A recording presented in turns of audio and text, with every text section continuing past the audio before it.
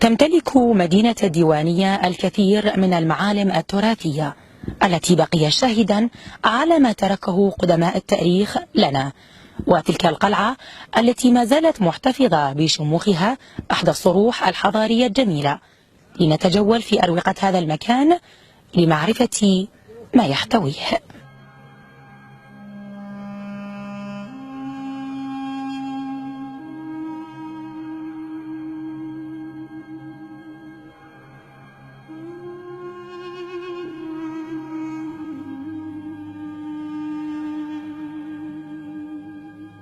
آثار لا زالت شاهدة حتى يومنا هذا على عظمة وروعة المواقع النفيسة، ومن بينها قلعة درب التي تقع في ناحية غماس 45 كيلومتر جنوب غرب مدينة الديوانية.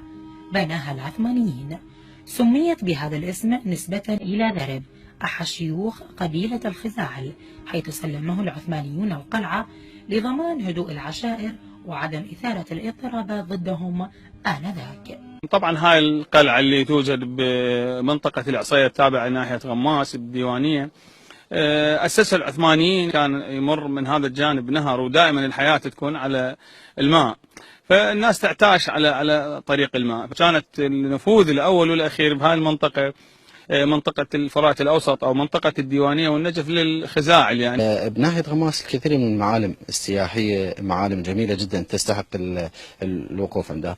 اليوم احنا بقلعة درب، قلعة درب المغامس اللي هي بنت في زمن العثمانيين في زمن احتلالهم للعراق، وفي ذاك الوقت نصبوا الوالي محمد علي باشا والي مصري عليها، فبعد ما هزموا العثمانيين وانسحبوا من العراق استولى عليها قائد قبيلة خزاعة اللي هو درب آل مغامس. طبعا هذه القلعة أنشئت سنة 1850 بعد المعركة الشهيرة بين الحجاج والحارة. الحارة هي اللي قوافل البعير اللي كانت تنقل البضائع الاقتصادية. طبعا في قرب القلعة هناك نهر، وجانبه أيضا طريق مسير القوافل بين البصرة والحلة.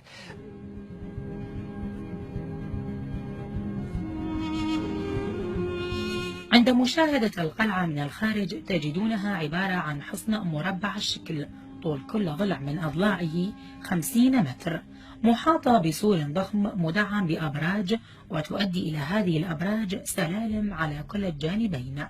أما من الداخل تحتوي القلعة على غرفة كانت مركز القيادة في ذلك الزمن، كما وتحتوي على باحة كبيرة يتوسطها بئر يتراوح عمقه ما بين 20 إلى 25 متر.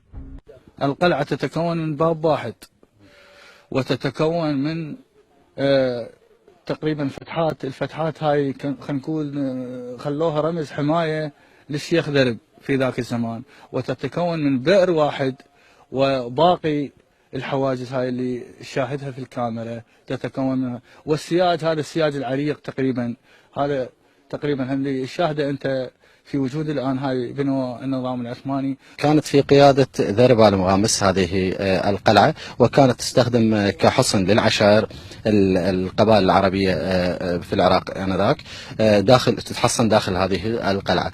في مقدمه القلعه كانت غرفه للمفاوضات، هي هاي في بوابه في مدخل القلعه، فكان لا يتخطاها من ياتي للمفاوضات، يتخطاها فقط من هم محصنين داخل هذه القلعه. فالقلعه تحتوي على الكثير من المعالم والمشاهد الشامخة. القلعة فيها بئر يسقى منه من يتحصن في داخل القلعة. القلعة فيها اسطبل للحصن. القلعة فيها منافذ للتبريد حتى داخل القلعة. فالقلعة لا يمكن أن يتخطاها من يغزو أو من يقتحم هذه القلعة.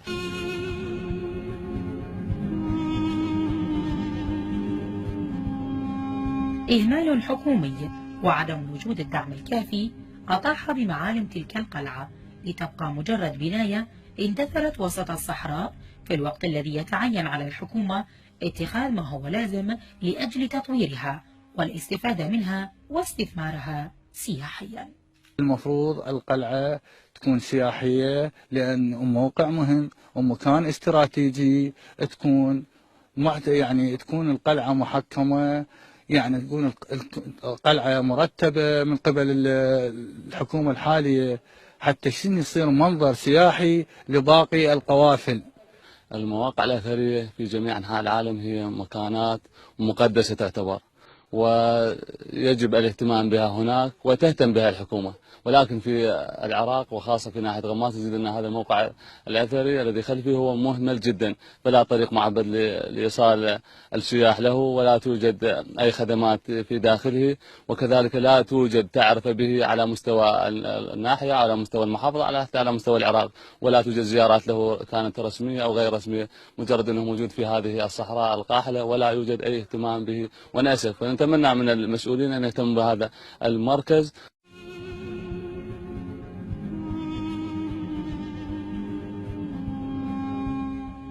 لقناة NRT عربية، أمان الموسوي، الديوانية.